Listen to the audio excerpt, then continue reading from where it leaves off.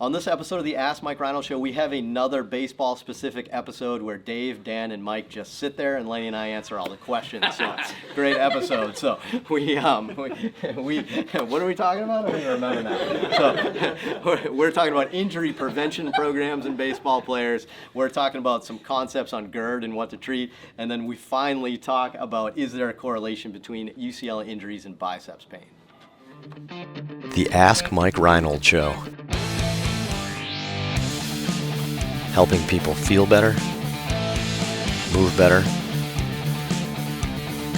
and perform better.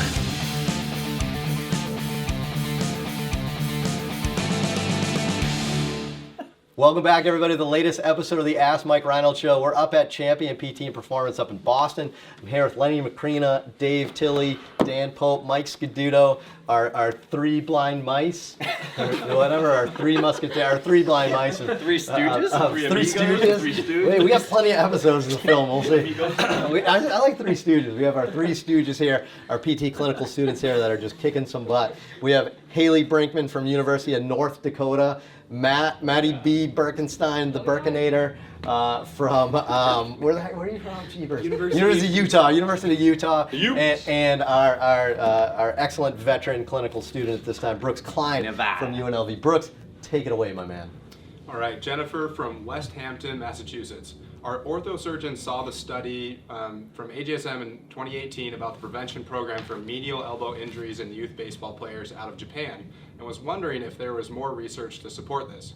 We've been doing a lot of ACL injury prevention with our high school athletes and would love to do something similar for throwing injuries. Any other studies you know of or thoughts on this? Thanks. Len, did you see that study? I think it was just like a lot of exercise. Yeah, I think it was a combination of exercises and mobility drills. Yeah. I think we either shared it. We talked about it on EliteBaseballPerformance.com at some point in time, but I think we did talk about that. But yeah. So I think the specific, off the top of my head, I'm close. It was like nine mobility drills, including like thoracic mobility, hip mobility. It wasn't just the arm. And I think it might also been 9. To be honest with you, it might have been 9. I wouldn't even know if I'd call them strengthening exercises. I think they just did like exercises with their gloves. It was like a warm up, and it was from like 8 to 10 or 11-year-olds, and they followed the injuries over time. But they did show that they had about a 50% reduction in the amount of injuries in that group compared to the control group.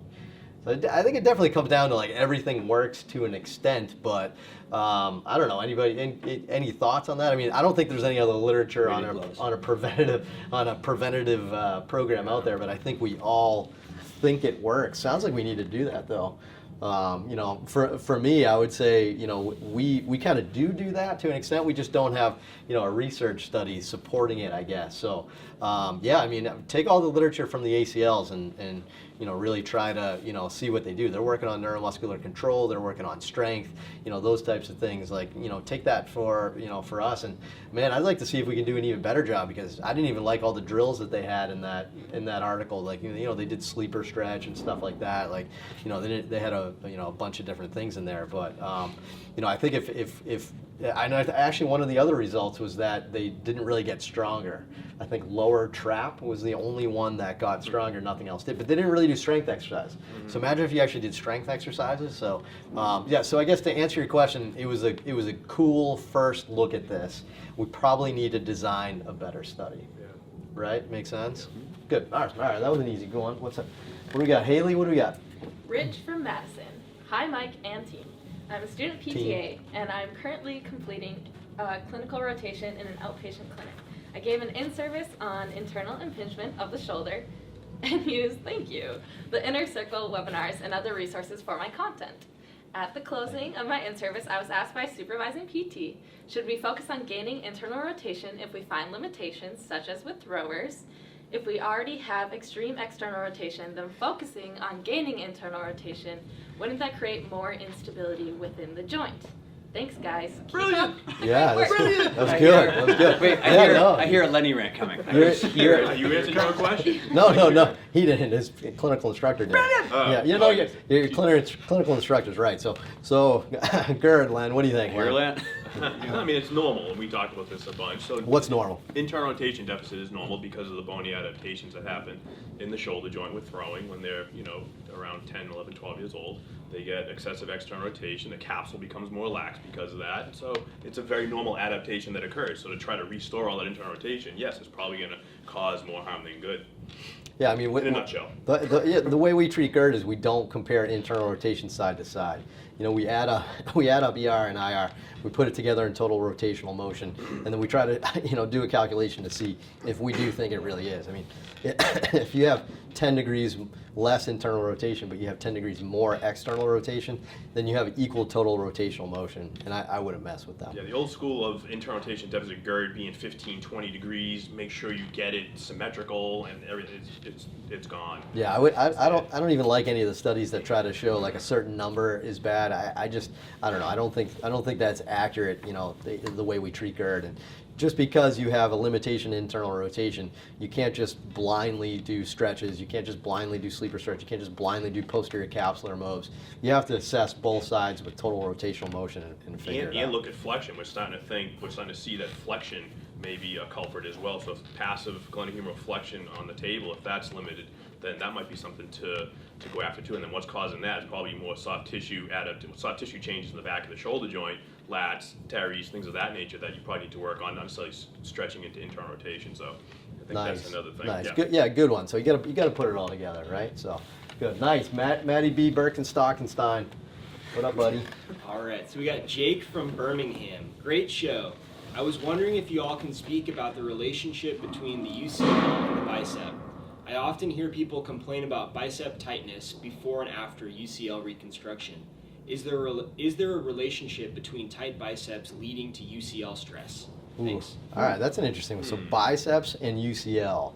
Have you seen a correlation, Len? No, I don't think so. Haven't seen a lot of tight biceps after UCL, so maybe I'm missing something. Maybe it's seeing me and I'm not seeing it, but maybe they're losing a little extension after a Tommy John. You're in Birmingham, so I know a lot of people are coming down to that area to probably have surgery, so you may be seeing a lot, but they should get that motion back relatively easily. It could be anterior capsule, it could be biceps, brachialis. I wouldn't just say it's biceps, but I haven't seen it, so I don't know. So I don't see a correlation in my people. I think Len's right, like with those potential things. I agree. I'm not sure any of those are actually, the real. Keep in mind, they lose extension from throwing anyway. It's a normal adaptation. So if you measure bilaterally on baseball players, this one might be 0, this one might be -7, and that's very normal for them. So to try to get all that back after a surgery may not be realistic. Yeah, I think all the Lenny's things could be right, but I think I agree with Lenny here too. I think we agree.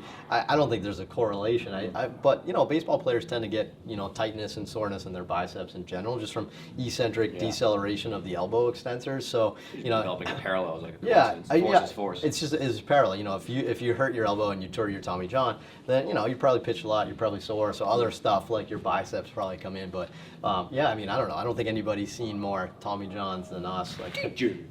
Combined, and I would say I would not put those two in the same group. So awesome, great, cool baseball episode. Thanks, Mike. Thanks, Dan. Thanks, Dave. You guys did great. Yeah. Good stuff. Thanks, students. Good stuff. But awesome, great episode, guys. We appreciate it. Head to MikeReinold.com. Click on that podcast link, and you can ask us some questions. There's a form to fill out. You can ask us baseball stuff, which I just think time of the year we're getting a bunch of baseball questions, but also anything on fitness, PT, rehab, sports, anything, whatever. We'll figure it out. We'll answer your questions. We love them, so keep them coming. We'll see you guys on the next episode. Thanks so much.